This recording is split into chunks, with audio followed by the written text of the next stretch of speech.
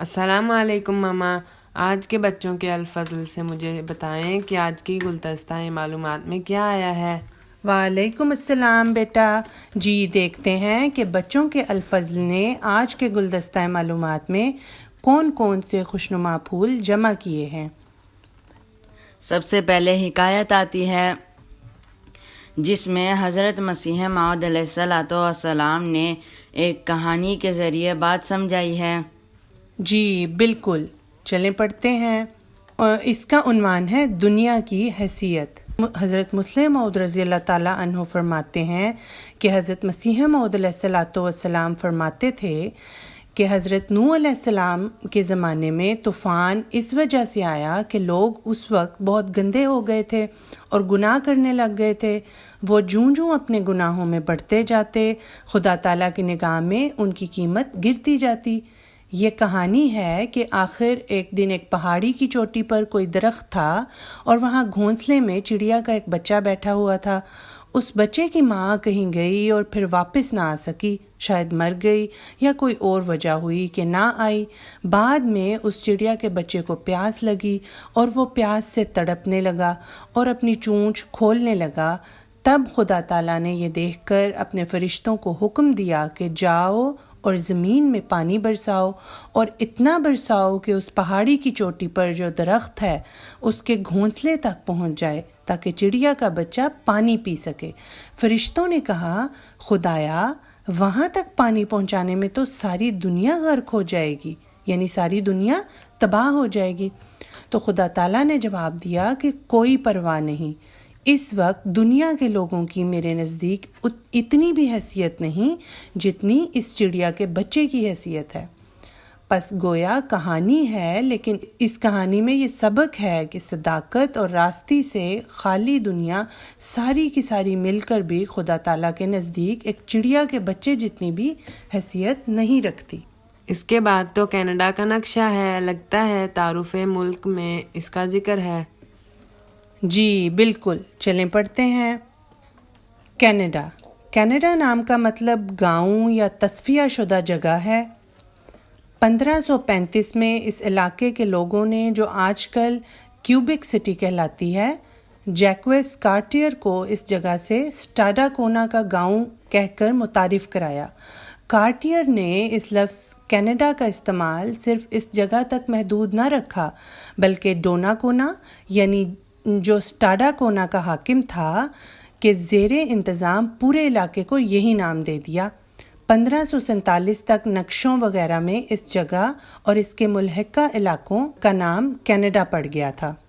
Canada شمالی امریکہ کا ایک ملک ہے. اس کے 10 صوبے اور 3 علاقے بحر اوقیانوس سے بحر الکاہل اور شمال کی طرف بحر منجمد شمالی تک پھیلے ہوئے ہیں.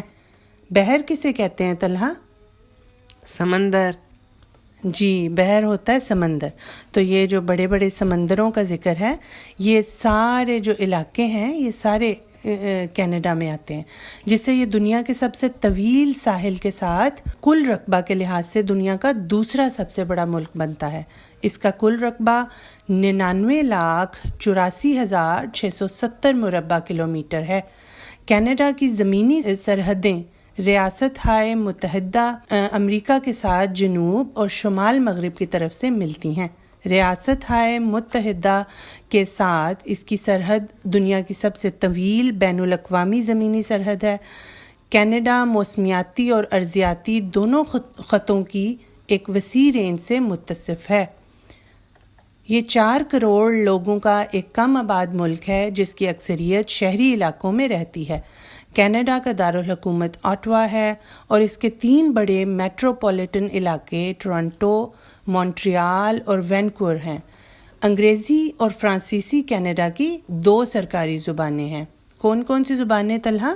انگلش اور فرینچ. جی، انگلش اور فرینچ. انگریزی 59.7% آبادی کی مادری زبان ہے، جبکہ فرانسیسی 23.2% کی مادری زبان ہے. اور بلال، ہماری مادری زبان کون سی ہے؟ اردو. جی بالکل.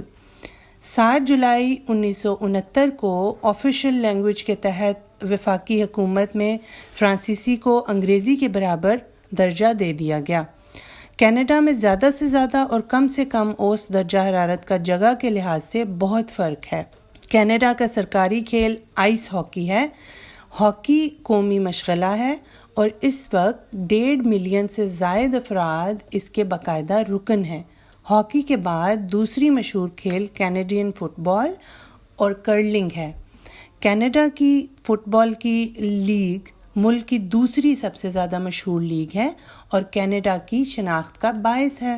اس کے بعد اردو محاورے آتے ہیں۔ اردو محاورے یعنی وہ الفاظ جن کے معنی کچھ اور ہوتے ہیں۔ شاباش، چلیں پڑھتے ہیں۔ پہلا محاورہ ہے اللہ اللہ رے، اور اس کا مطلب ہے کہ سبحان اللہ کیا کہنا، تعریف و تحسین یا کسی وصف کی کثرت کے موقع پر استعمال ہوتا ہے، ٹھیک ہے؟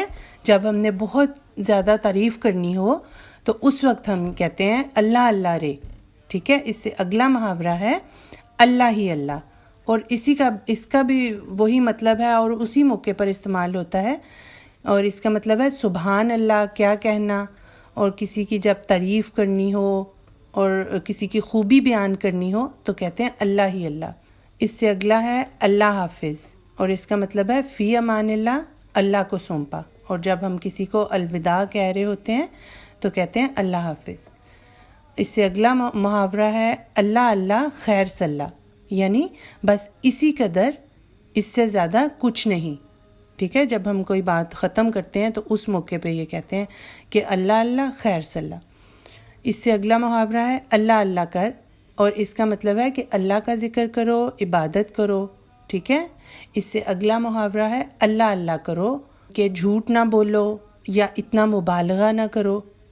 جب کوئی بات کو بڑھا چڑھا کر بیان کر رہا ہوتا ہے تو اس وقت ہم یہ استعمال کرتے ہیں کہ اللہ اللہ کرو، ٹھیک ہے؟ اس سے اگلا محاورہ ہے اللہ کی گائے، یعنی سیدھا سادہ بھولا بھالا انسان، ٹھیک ہے؟ جو سیدھا سادہ ہو اور بالکل ہی بھولا بھالا سا ہو، اس کے لیے استعمال کرتے ہیں کہ یہ تو اللہ تعالیٰ کی گائے ہے۔ اس سے اگلا محاورہ ہے اللہ کا شیر، یعنی اللہ کی راہ میں جان قربان کرنے والا یا جو بہت بہادر ہو اس کے لیے بھی یہ استعمال کرتے ہیں، مرد مومن۔ ماما یہ تو حضرت علی کا لقب بھی ہے نا، اسد اللہ، یعنی اللہ کا شیر۔ جی بالکل، شاباش، حضرت علی رضی اللہ تعالیٰ عنہ کا لقب بھی تھا اسد اللہ۔ اس میں سے کسی کو جملے میں تو استعمال کریں بچوں۔ اچھا، تو گلدستہ معلومات ختم ہوا، اللہ حافظ۔ جی بالکل ٹھیک ہے۔ تو یہ تھا گلدستہ معلومات۔